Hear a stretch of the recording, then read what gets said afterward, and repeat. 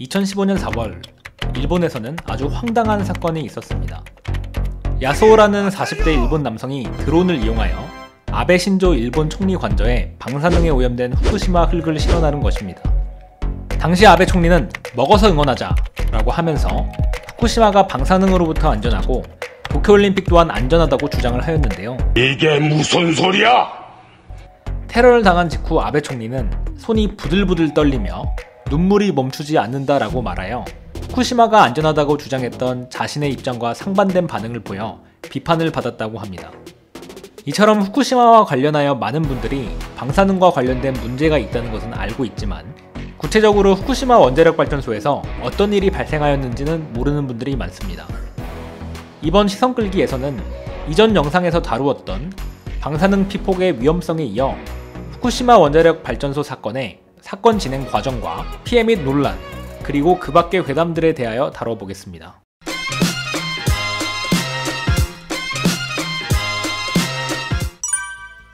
(2011년 3월 11일) 일본 동북부 태평양 연안에서는 일본 관측 사상 최대 규모의 지진이 발생하여 거대한 쓰나미를 일으켰습니다.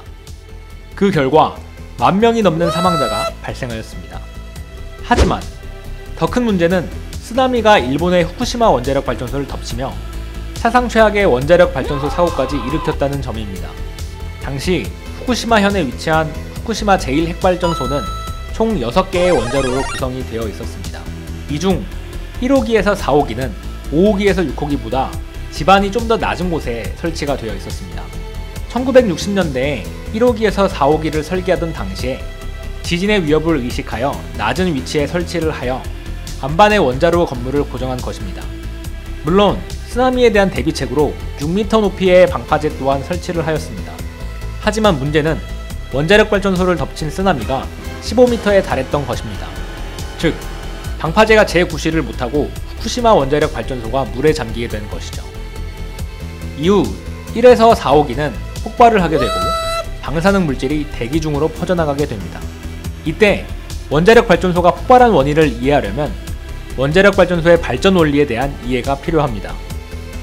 원자력 발전은 핵 연료봉에서 발생하는 열을 이용하여 증기를 발생시키고 이를 통해 터빈을 돌려 발전을 일으킵니다. 이 연료봉 안에는 방사성 물질이 들어있어 핵분열을 통해 에너지를 만들어냅니다. 이때 연료봉의 열을 제어하지 않으면 온도가 계속 높아져 연료봉이 녹아 큰 문제를 일으킬 수 있기 때문에 지속적으로 냉각기에서 물을 공급합니다. 후쿠시마 원자력 발전소가 폭발하게 된 이유는 바로 이 냉각수 공급이 제대로 이루어지지 않았기 때문입니다. 후쿠시마 원자력 발전소의 경우 전기를 공급하는 배전선이 지하에 설치가 되어 있었는데 쓰나미가 발전소를 덮치며 배전선이 물에 잠겨 전기를 공급하지 못하게 된 것입니다. 이에 따라 연료봉을 식힐 물이 공급되지 않았고 내부의 온도는 계속해서 올라갔습니다. 정상일 때의 상태가 350도 정도인데 사건 당시 2800도 이상으로 올라간 것으로 판단이 될 정도로 내부 온도가 엄청나게 높아졌습니다. 이렇게 원자로 내부의 온도가 비정상적으로 높아지게 되면 크게 두 가지의 문제가 발생합니다. 첫째는 폭발의 위험성입니다. 연료봉이 높은 온도가 되면 내부의 수증기, 물과 격렬하게 반응하여 폭발하게 되는 것입니다. 비록 원자로가 모두 폭발하기는 했으나 다행히 그 폭발의 규모가 작은 편이었는데 그 이유는 발전소 담당자들이 밸브를 열어 내부의 수소가스를 밖으로 빼냈기 때문입니다. 전기가 끊겨있는 상황이어서 현실적으로 안전 밸브를 여는 것이 불가능하였는데 전기를 공급하기 위해 임시로 자동차의 배터리를 여러 개 연결하여 밸브를 열었다고 하니 당시의 상황이 얼마나 급박했는지를 엿볼 수 있는 대목입니다. 만약 당시에 안전 밸브를 열지 않았을 경우에는 대규모의 폭발이 발생할 수도 있는 상황이어서 천만다행이라 볼 수 있습니다. 두 번째는 멜트다운의 위험성입니다. 멜트다운이란 연료봉이 녹아서 쇳물의 상태가 되어 원자로 아래로 깔리는 것을 말하는데요. 연료봉 상태일 때는 물이 연료봉 사이사이를 지나다니며 열을 제어할 수 있지만 쇳물이 된 상태에서는 물이 들어갈 틈이 없기 때문에 사실상 통제하기가 어려워집니다. 만약 이 상태가 계속된다면 경납고를 녹이고 아래로 흘러들어가게 되는데 이를 멜트스루가 되었다고 표현합니다. 이렇게 되면 땅 내부로 계속해서 흘러들어가게 되어 토양 및 지하수를 오염시키게 됩니다.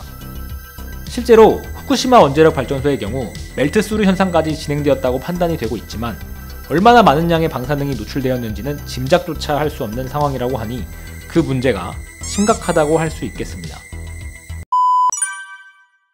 사건 이후 일본 정부는 후쿠시마 발전소 반경 30km 내에 있는 모든 사람들을 강제로 대피시켰습니다. 하지만 그럼에도 불구하고 사건 이후 후쿠시마 현에 사는 아이들 1000명을 대상으로 방사선 피폭을 조사했을 때 45%의 아이들이 갑상선에 피폭되었다는 사실이 밝혀졌고 18세 이하 어린이를 대상으로 조사한 결과 총 173명이 갑상선 암으로 진단이 되었다고 발표를 하였는데 갑상선암 발병률이 사고 이전보다 60배나 높아졌다고 합니다. 논란이 되는 것은 바로 일본 정부가 주도하는 먹어서 응원하자입니다. 앞에서 아베 총리가 홍보했던 바로 그 먹어서 응원하자입니다. 이름부터 심상치 않죠? 먹어서 응원하자는 도호쿠 대지진 및 후쿠시마 원자력 발전소 사고로 피폐해진 도호쿠 지방의 부흥을 이뤄내기 위한 캠페인입니다. 해당 지역의 경제 기반인 농수산물 소비를 촉진시키는 것이 목표입니다. 그러나 문제는 후쿠시마에서 생산된 농수산물이 이 캠페인에 포함이 되어 있다는 점입니다. 이전 동영상인 방사능 피폭의 위험성에서 다뤘던 것과 같이 바다와 땅이 오염될 경우 여기에서 생산되는 농수산물 또한 방사능에 오염이 되고 이를 섭취할 경우 내부 피폭이 발생합니다. 보시는 것처럼 수확이 이루어지는 곳 바로 옆에는 검은색 봉투가 끝없이 쌓여 있는 것을 볼 수 있는데요. 바로 방사능에 오염된 흙을 담아둔 봉투입니다. 이러한 봉투들 옆에서 수확을 하는 것을 보면 안전성에 의심이 들 수밖에 없겠습니다. 또한 수확을 하는 농부의 모습을 보면 방사능 보호복을 입고 있는 모습을 볼 수 있는데 정말 안전하다면 이러한 옷을 입고 수확을 하진 않겠죠? 하지만 이런 상황에서도 아베는 나는 매일 관저에서 후쿠시마산 쌀을 먹고 있고 맛도 보장할 수 있다. 안전하고 맛있는 후쿠시마산 농산물을 풍문에 현혹되지 말고 소비자 여러분이 직접 먹어보길 바란다. 라는 멘트를 남겼다고 합니다. 그 밖의 괴담은 인터넷상에서 떠돌고 있는 일본 연예인들에 대한 내용입니다. 먹어서 응원하자에 적극적으로 참여했던 연예인들이 있는데요.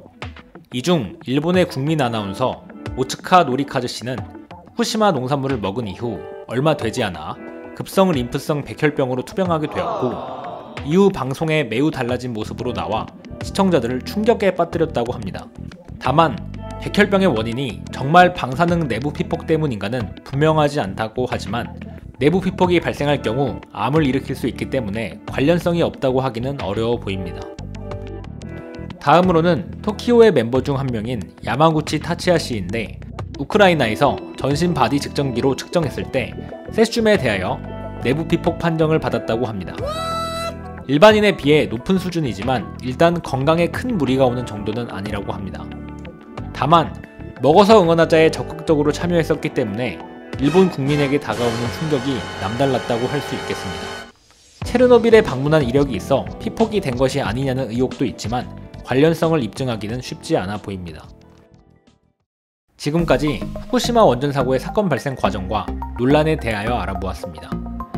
다음에는 좀 더 가벼운 주제인 독버섯의 종류와 위험성에 대하여 알아보겠습니다.